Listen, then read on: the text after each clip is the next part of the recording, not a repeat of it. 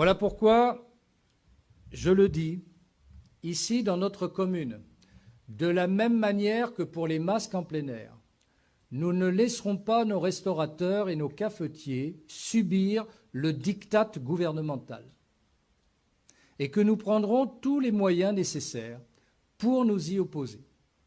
J'invite d'ailleurs les restaurateurs et les cafetiers et leurs clients à le faire savoir haut et fort et à ne pas se laisser tondre comme les moutons.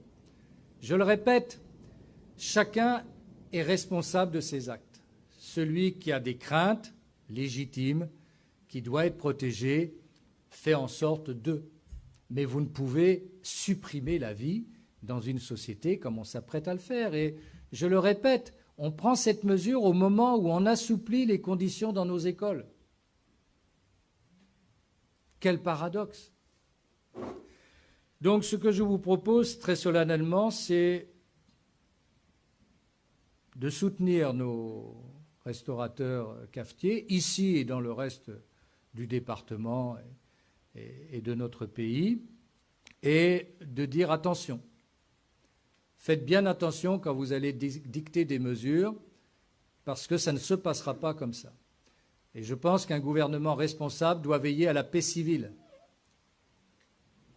Et il ne prend pas le chemin de la paix civile.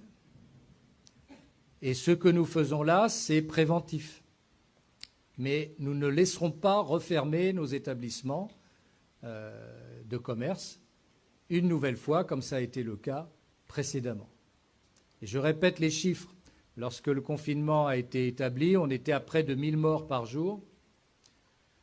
Lorsque le président de la République a dit « c'est bon, vous pouvez reprendre une vie normale, aller dans les écoles », on était à 500 morts par jour.